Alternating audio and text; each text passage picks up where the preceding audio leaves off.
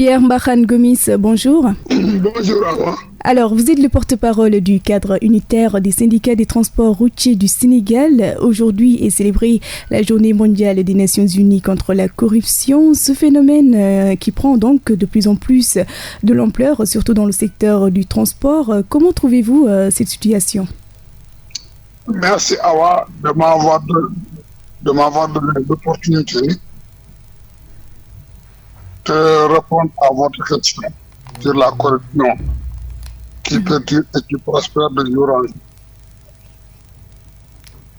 Je commencerai d'abord par présenter ma condoléance au nom du cadre à toute la population sénégalaise qui perdure et leurs parents, leurs fils et leurs habitants.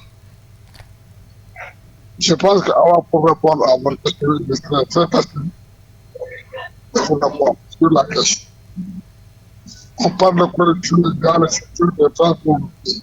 Oui, le secteur des transports routiers est un volet particulier par rapport à la corruption. Et la corruption est générale. Et pour arriver à solutionner la corruption, il faudrait nécessairement que l'État remet aux Sénégalais et à la population le droit qu'ils méritent. Les populations qui ont mis le président là où il est, qui ont mis également les députés là où ils sont, cette même population mérite qu'on lui donne son droit. Ça veut dire quoi? Que le Sénégalais lambda puisse arriver à pouvoir dénoncer un fonctionnaire de l'État qui est payé par les Sénégalais de l'argent contribuable des Sénégalais. Pour qu'à chaque fois que le désir tente à le corrompre, à l'imposer à la corruption, qu'il puisse répéter. Mais tel n'est pas le cas. Donc je pense que le deuxième volet, c'est de rendre les choses faciles. Les choses se produisent. Pour chercher un document administratif au Sénégal, il est très difficile de le trouver de la façon la plus belle manière. Là aussi, ça me permet d'insister sur ce que j'ai voulu dire à l'entame de mes propos, c'est-à-dire de remettre aux Sénégalais tout entier le droit qu'ils méritent. Tant que on continuera à privilégier les fonctionnaires sur le dos des Sénégalais, les Sénégalais seront dans la même situation, la corruption restera ici et continuera à prospérer, à être solide. Mais très souvent, qui sont les acteurs de la corruption selon vous? C'est-à-dire, les acteurs de la corruption sont partout. Tu viens dans un service, tu as besoin d'un papier qu'on doit immédiatement vous restituer. Mais on cherche des voies, des moyens pour te rattraper, pour te décourager, pour te rendre frustré, mécontent. Donc, ça te pousse à la corruption. C'est une façon de te pousser à la corruption. Tu es là au service de l'État, tu es là au service de la population. Si les citoyens viennent, munis de tous les documents qui doivent t'autoriser à lui remettre le papier dont tu as besoin, mais il n'y a pas de quoi à hésiter. Mais c'est parce que tu as besoin qu'il te donne quelque chose que tu lui des rendez-vous qui ne sont pas fondés, qui ne sont pas basés sur aucune loi. Alors, la corruption est un fléau donc présent presque partout sur le continent. Au Sénégal, par exemple, les chauffeurs sont souvent victimes de policiers véreux. Oui, parce que pourquoi les secteurs de transport routier plus signalés, plus visibles, c'est parce que les acteurs du secteur des transports routiers ont un contact permanent avec les agents de la route, tels que la douane, tels que la police, tels que la gendarmerie. Même au niveau des différents services du ministère qui ont pour vocation de dériver des papiers administratifs. C'est pour cela qu'on a droit de mettre un accent particulier envers les opérateurs, envers les acteurs du secteur des transports routiers. Il n'y a pas de différence entre les chevaux qu'un Sénégalais lambda qui est allé dans un service quelconque pour pouvoir avoir un papier qu'on doit lui restituer et dans les meilleures conditions. Alors, les billets de francs CFA sont devenus les principaux papiers échangés entre policiers et chauffeurs, une situation quand même inconcevable.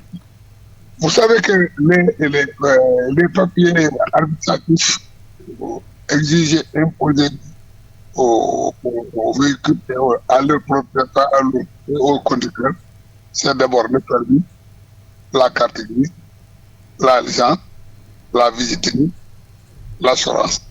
Ce sont les papiers administratifs qui, à tout moment, le chauffeur est tenu de l'avoir entre les mains. S'il y a infraction, s'il y a contrôle, ce sont ces mêmes papiers qu'on lui demande. Maintenant, relevant des infractions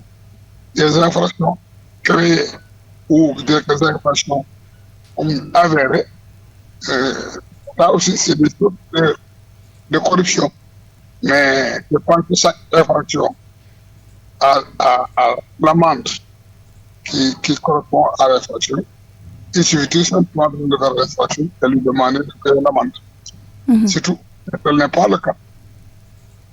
C'est ça le malheur. Et certains chauffeurs, oui.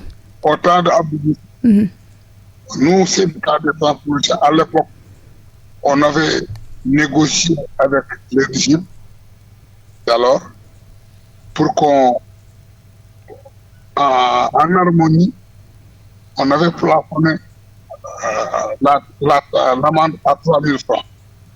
Il y avait 3 000, il y avait au-dessus de 3 000. Parce que là, quand tu vois qu'on te demande 3 000 francs pour aller, et que cet argent-là doit revenir au trésor, il serait très encourageant de payer 3 000 que de tenter à aller à la production de 1 700 ou même 1 000 francs. Donc, les amendes sont trop chères. Il faut qu'on revienne à la baisse des amendes forfaitaires. C'est pour ça que je dis que si les choses sont difficiles, la corruption restera ici, éternelle. Pour bannir la corruption, il faudra nécessairement faciliter à la population l'obtention de leurs papiers, également venir à la tête des amendes. Et certains chauffeurs d'ailleurs disent qu'ils n'ont plus d'autre choix, en tout cas, que de s'y faire. Cela doit être une frustration quotidienne alors pour eux. Oui, le chauffeur n'a pas d'autre choix.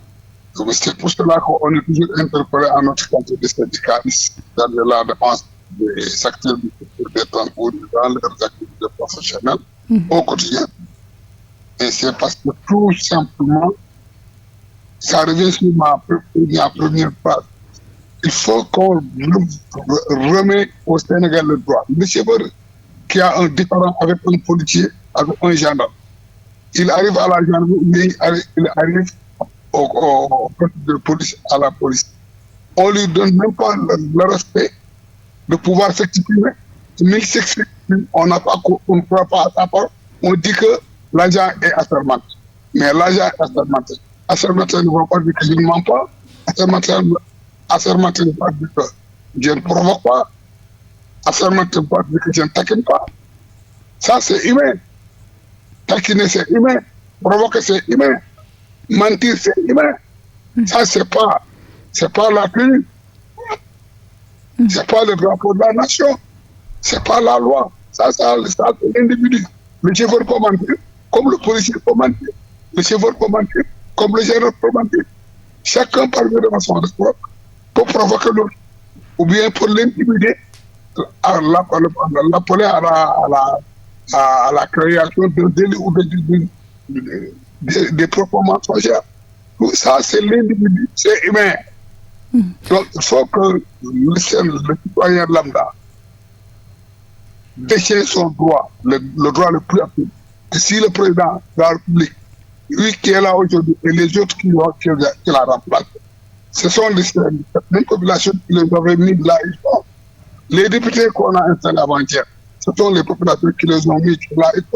Donc, il faut que l'État là, il faut que nos députés reviennent à la raison pour donner à toute la population sénégalaise le droit qu'ils méritent et qu'ils déchètent.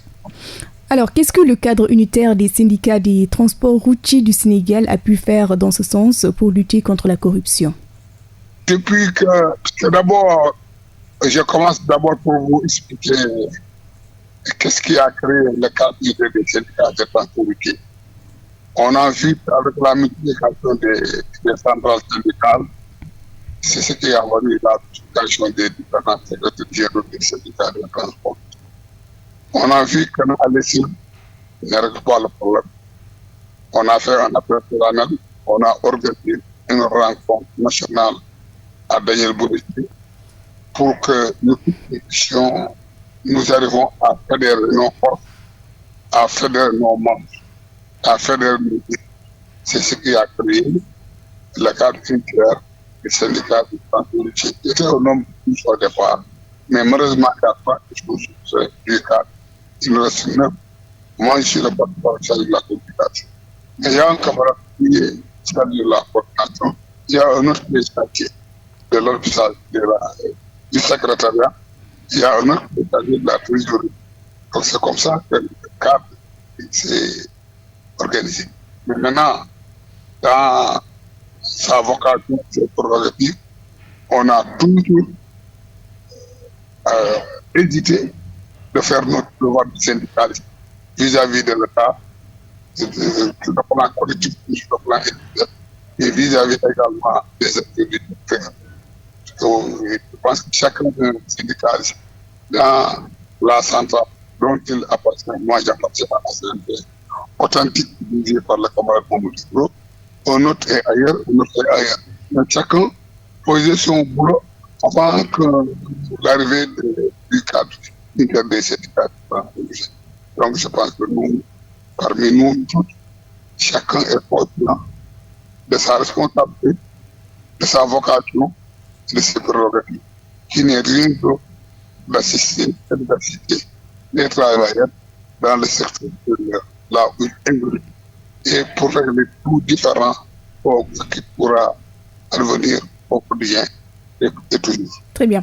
En tout cas, merci Pierre Mbarkhane Gomis d'avoir accepté d'être notre invité de la matinale. Je rappelle que vous êtes le porte-parole du cadre unitaire des syndicats des transports routiers du Sénégal. Merci surtout pour votre disponibilité.